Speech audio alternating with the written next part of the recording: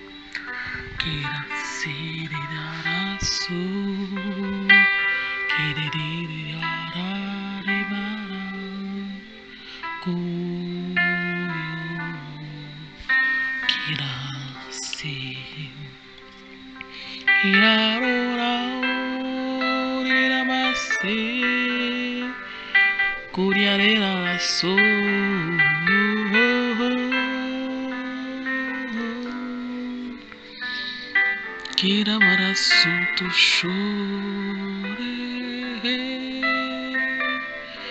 kiruru seri damase, kira rasoro shoto sore marasira baso, kira rasana sharakuto surya namarasuros, kira de barasanta sharakarasoto shora marasi.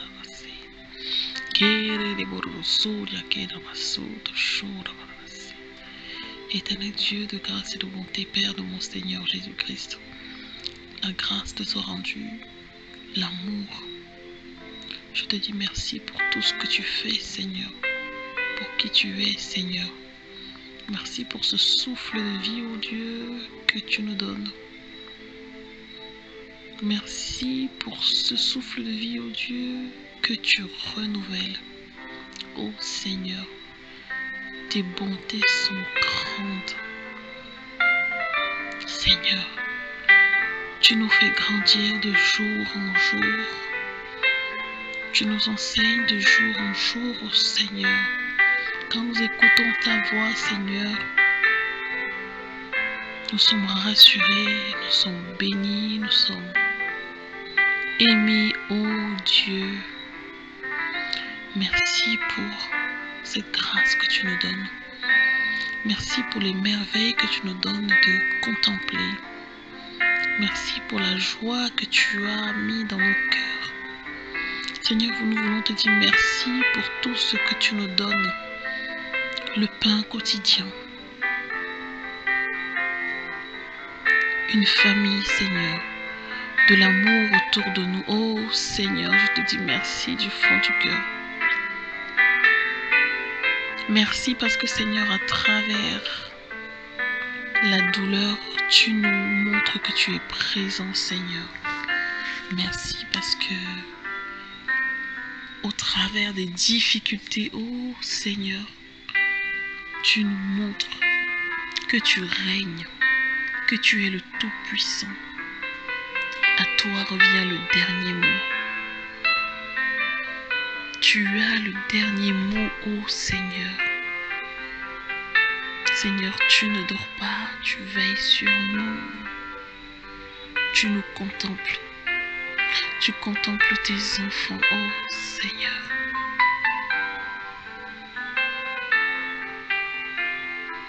Merci Seigneur parce que tu nous parles.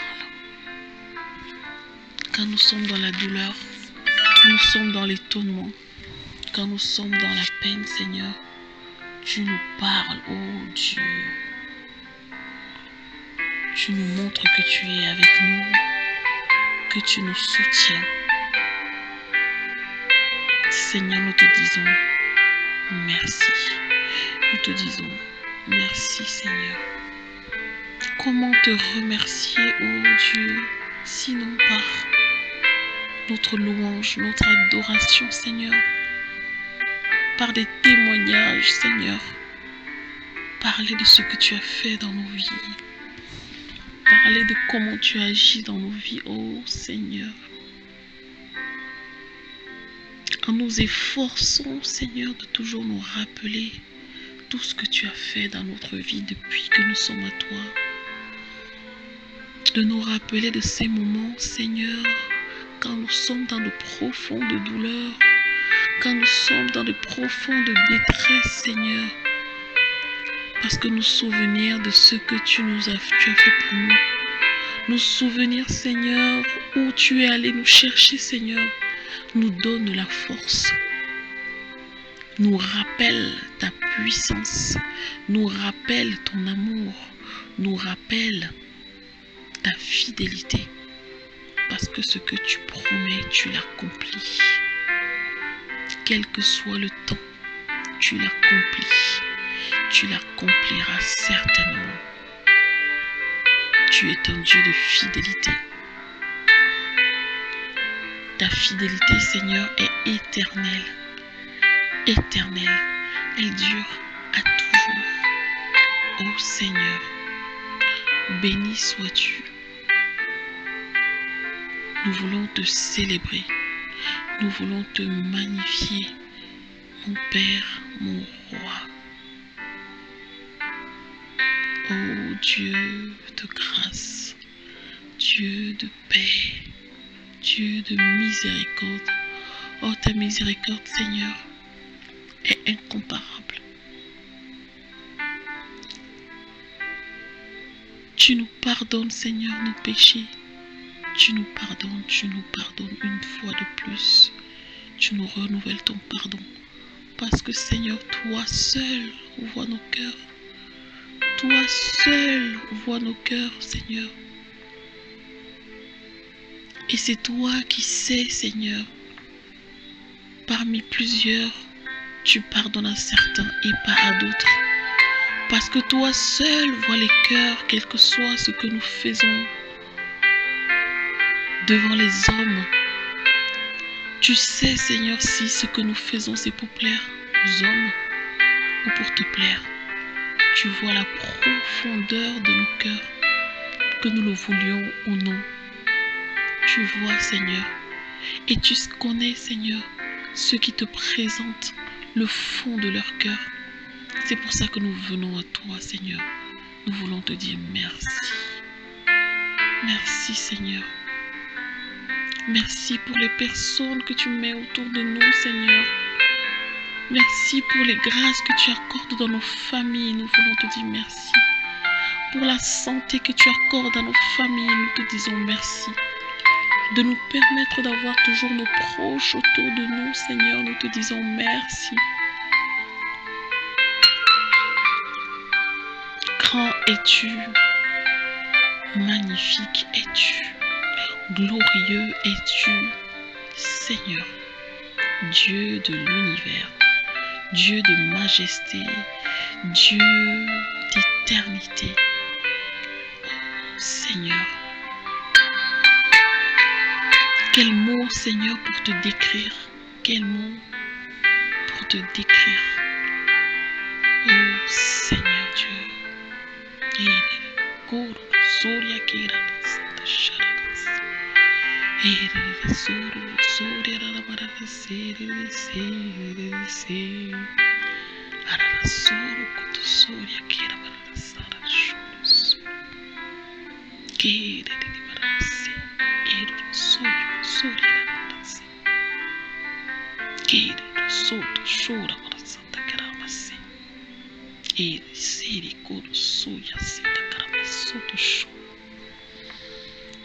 Mes frères, mes sœurs,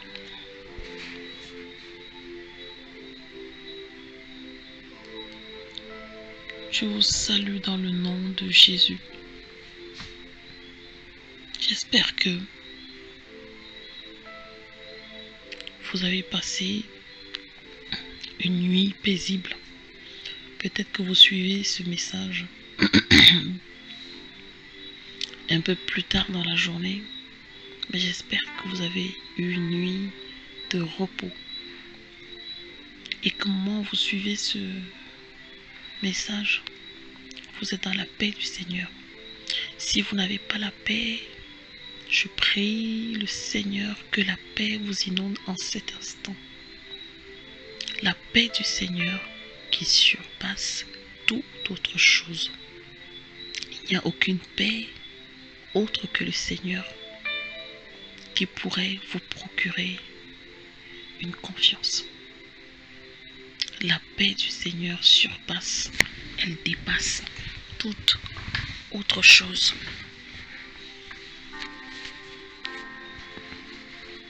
Recevez cette paix. Recevez cette paix.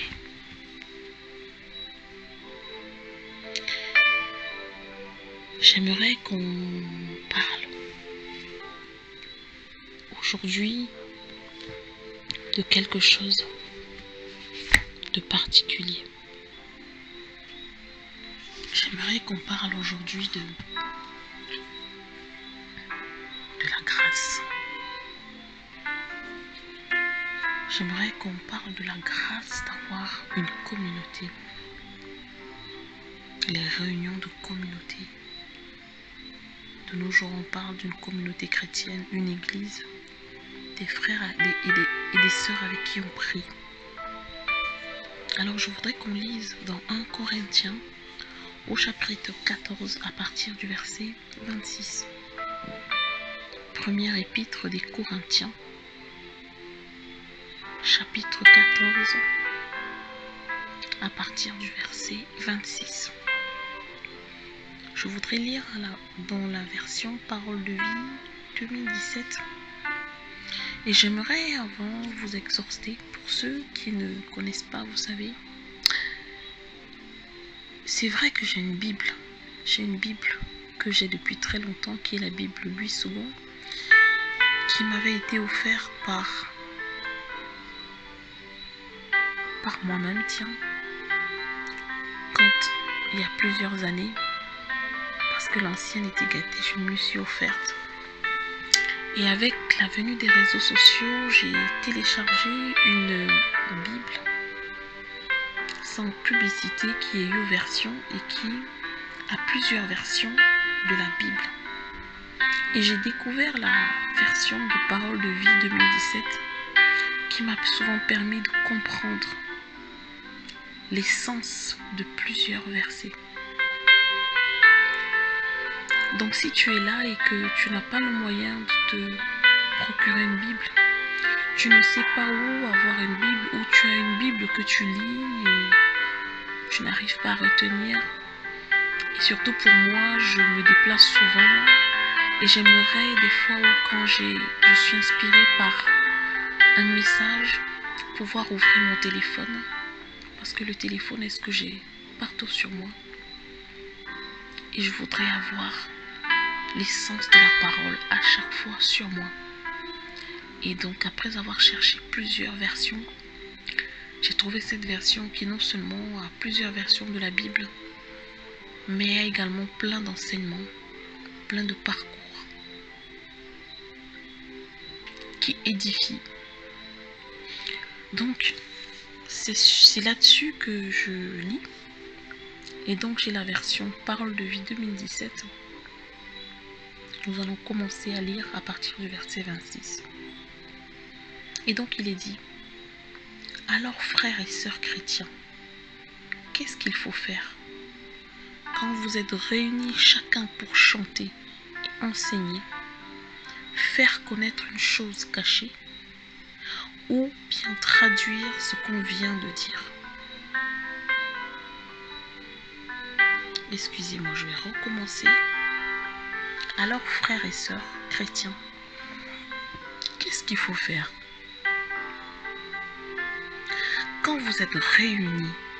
Chacun peut chanter ou enseigner, faire connaître des choses cachées, ou bien traduire ce qu'on vient de dire. Donc quand vous êtes en communauté, j'essaie de vous expliquer, quand on est en communauté chrétienne, quand on est dans une église, il y en a qui peuvent chanter. Il y a bien sûr quelqu'un qui est là pour nous enseigner, nous apporter le message du jour. Il y en a qui ont des paroles de connaissance, des choses cachées. Et il y en a qui peuvent traduire en des langues pour des personnes qui parlent en de langues étrangères. Tout cela doit servir à construire la communauté. Donc dans une église, quand vous allez à l'église pour prier, vous devez sentir que tout ce qui se passe, c'est pour construire et grandir la communauté.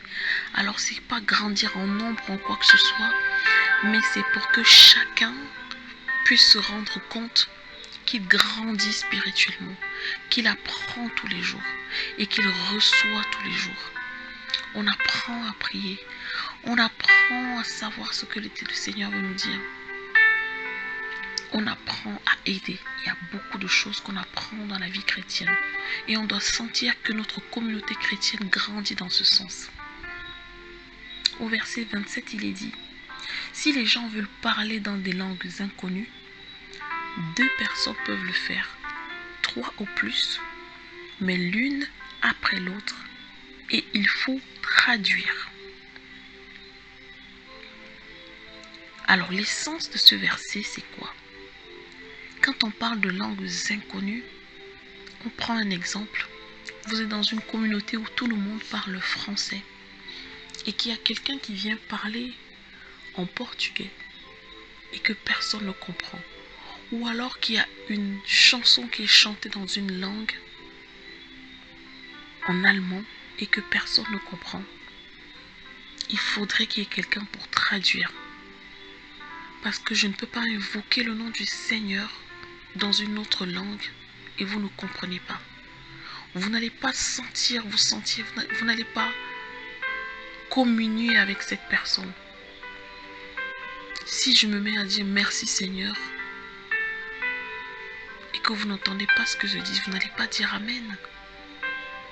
Vous ne comprenez pas ce que je suis en train de dire.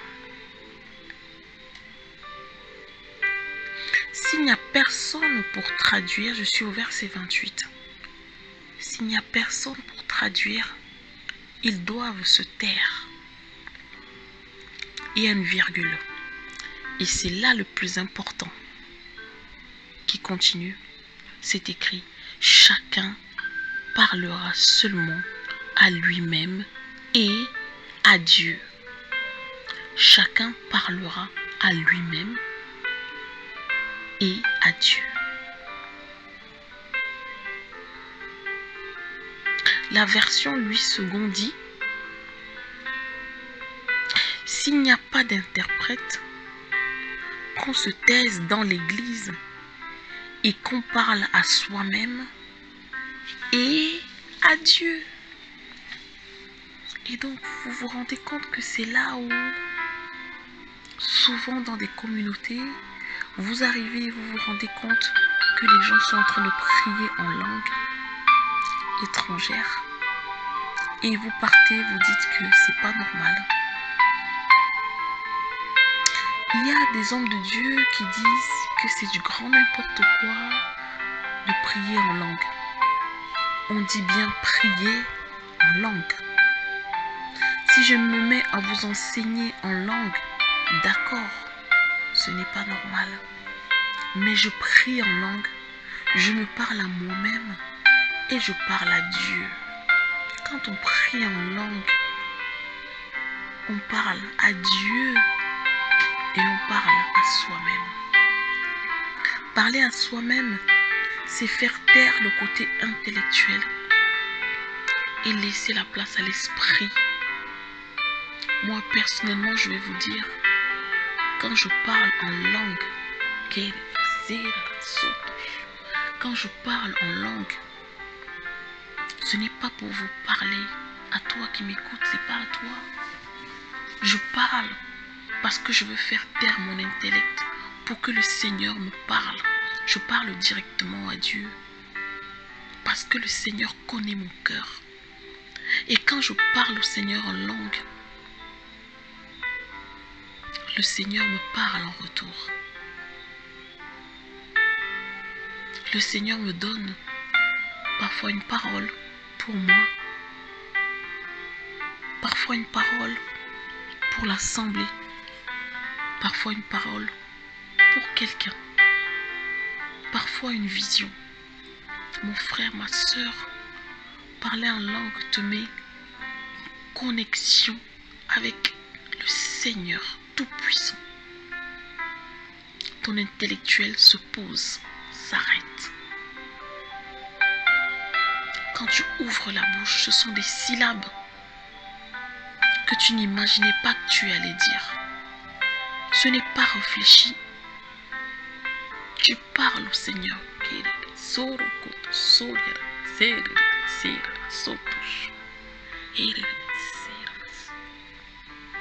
Oui, d'accord. Quand je suis en train de prier comme ça, vous aurez aimé savoir ce que je dis. Mais ce qui peut arriver des moments où j'ai envie de vous parler et l'inspiration intellectuelle n'y est plus. Et j'appelle au Saint-Esprit pour qu'il me donne des paroles dans ma bouche, que des paroles sortent de ma bouche pour vous encourager, pour vous édifier.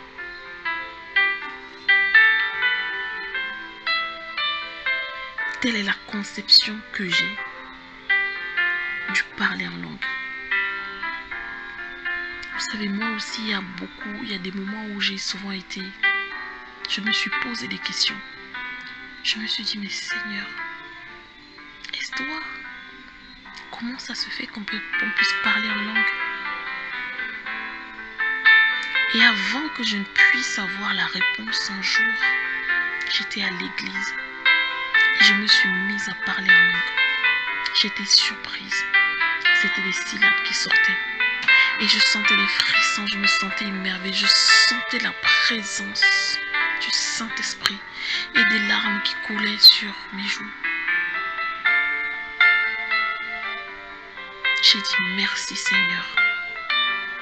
C'est ce jour que j'ai eu la réponse.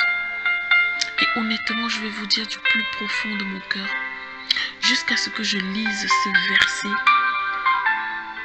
Je les ai souvent lus dans la version 8 secondes. Et ce matin, j'ai eu comme une révélation. Et j'ai voulu partager ça avec vous. Je sais que cette partie, ce message va toucher quelqu'un qui se pose des questions sur le parler en langue. Il y a beaucoup qui le font et qui parfois, malgré les interprétations, n'arrivent pas à l'accepter. Nous allons continuer dans la lecture de 1 Corinthiens 14 au chapitre de 1 Corinthiens au chapitre 14.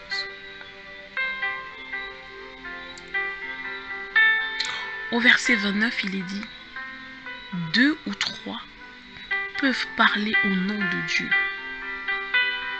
Les autres doivent examiner ce qu'ils disent. Quand quelqu'un a une parole de connaissance pour le peuple, soyez attentifs. Le Seigneur peut vous parler. En général, alors ce que moi j'ai souvent ressenti quand un message est pour moi, j'ai comme des frissons. Et des larmes se mettent à couler. Et mon cœur se met à battre très vite. Mais il peut arriver des fois où on est tellement sceptique et fermé aux paroles de connaissance qu'on ne se demande pas. Si vous avez un doute, mon frère, ma soeur, va lire la parole de Dieu. Demande au Seigneur dans ta prière: Seigneur, si cette parole est pour moi, donne-moi de pouvoir le trouver dans la Bible. Et tu auras ta réponse. Donc il est dit, je relis le verset 29.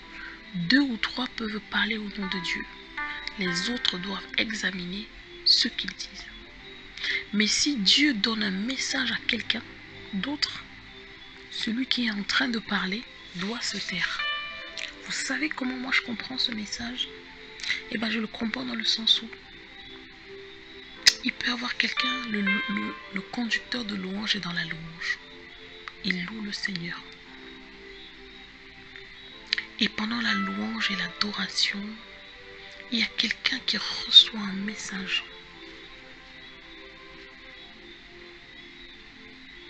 Quand il s'approche, le conducteur s'arrête dans la louange et permet à celui qui a cette parole de pouvoir le donner à l'assemblée.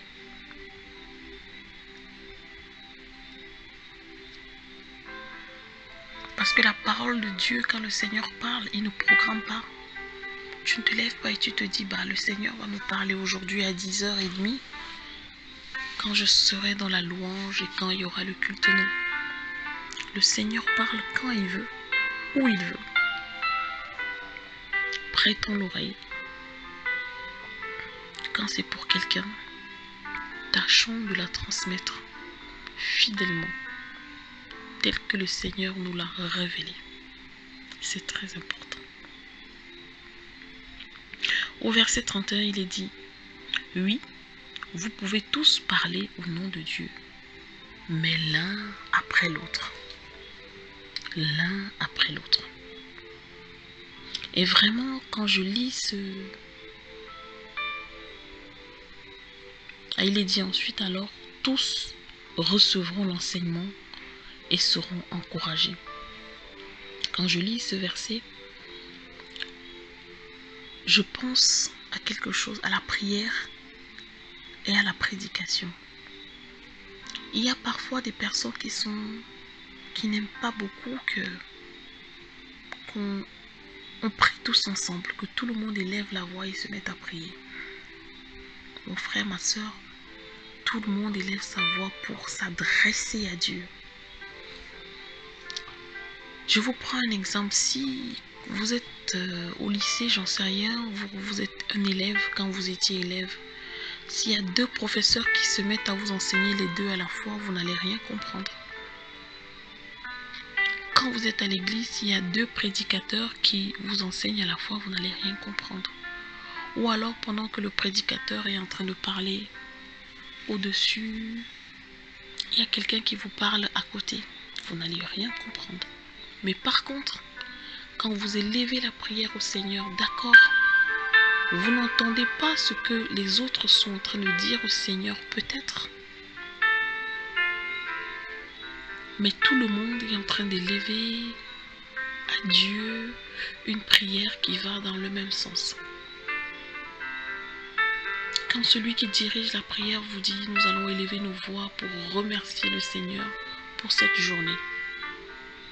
Tout le monde dit merci à Dieu pour la journée. De plusieurs façons. Mais tout le monde est en train de dire merci à Dieu. Donc s'adresser à Dieu et s'adresser aux frères et sœurs, c'est 2 choses différentes. La première, on peut tous parler. Et la deuxième, on doit parler l'un après l'autre. Au verset 32, il est dit, « Ceux qui parlent au nom de Dieu restent maîtres du don que Dieu leur fait. » Je reprends ce verset.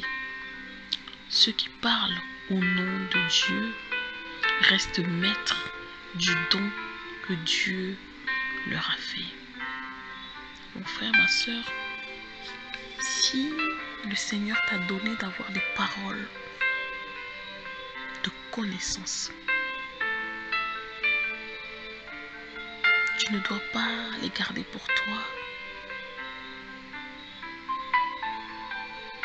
C'est un don que Dieu t'a fait pour le peuple de Dieu.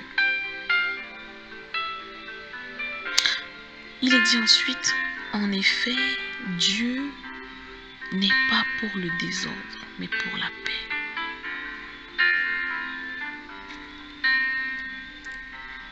Dieu donne à chacun un don.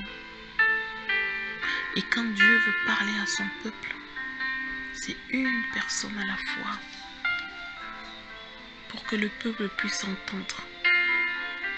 Chacun peut passer, mais à son tour.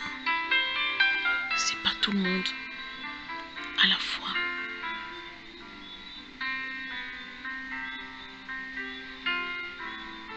J'espère vraiment que cette compréhension de cette partie du message, j'avais vraiment à cœur de vous communiquer le parler en langue. De cette manière dont j'ai compris, qui a tellement éclairé ma vision, parce que il y a beaucoup d'hommes de Dieu qui se sont souvent servis de cette partie pour dire que ce n'est pas bon de parler en langue s'il n'y a personne pour traduire. Il y a très peu de personnes qui ont le don de traduire le parler en langue. Il y a très peu de personnes. Mais quand je parle à mon Dieu, c'est à mon Dieu que je m'adresse. Et lui, il comprend ce que je lui dis. Quand plusieurs personnes parlent en langue inconnue, à Dieu, c'est destiné à Dieu. Ce n'est pas très différent de la prière avec la bouche fermée où je fais une prière dans mon cœur. Personne n'écoute. Il n'y a que Dieu qui entend. Le parler en langue vous permet de taire votre intellectuel. Et je parle par expérience. Et de laisser le Seigneur, de laisser l'Esprit Saint agir. Comme c'est merveilleux à ce moment-là. J'aimerais vraiment prier pour vous. Éternel, je veux te prier pour mes frères et mes sœurs qui m'écoutent. Seigneur, que tu leur donnes de pouvoir découvrir ce don que tu as mis en eux. Donne-leur, Seigneur, de pouvoir t'écouter. Donne-leur de pouvoir ouvrir leurs oreilles. Donne-leur de pouvoir garder les paroles dans leur cœur, Seigneur. Donne-leur la force et le courage de pouvoir exercer leurs dons. Ô Seigneur, enlève dans leur cœur, Seigneur, l'esprit de dissuasion. Celui-là, Seigneur, qui a peur d'exercer ce don parce qu'il se dit incapable, parce qu'il se dit qu'il n'est pas digne, ô Dieu.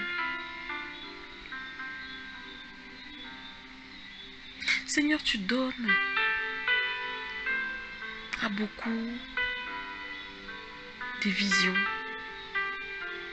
Tu leur parles au travers des visions, Seigneur. Seigneur, tu parles à certains.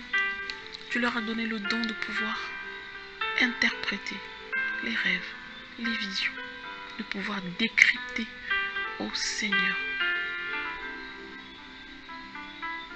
Mais beaucoup gardent pour eux, Seigneur, et le peuple périt faute de connaissance. Et le peuple n'évolue pas faute de connaissance. Et la communauté n'évolue pas faute de connaissance, ô Seigneur. Je te prie, ouvre leurs oreilles, ouvre leur cœur, ô Dieu, pour qu'ils puissent découvrir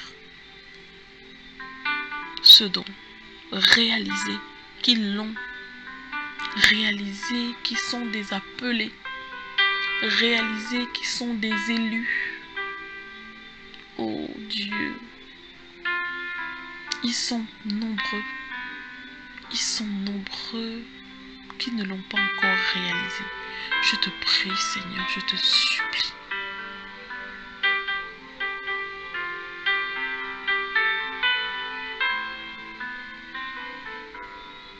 Donne-leur le courage de se lever, Seigneur. Donne-leur le courage. Donne-leur la force. Et surtout, Seigneur, esprit de discernement. Pouvoir écouter ta voix et pas celle de l'ennemi, du diable, qui les décourage en leur disant: tu ne peux pas, tu n'as pas la force de le faire. Seigneur, je t'ai prié dans le nom puissant de Jésus-Christ, ton Fils, que tu as envoyé pour nous laver de nos péchés, dont le sang couvre notre esprit, notre corps. Je veux te bénir, je veux te louer. Grâce te soit rendue, Seigneur, au nom de Jésus. Soyez richement bénis, soyez fortifiés et méditez ces paroles et pensez, posez-vous cette question. Quel est mon don? Parce que chacun en a un. Soyez bénis.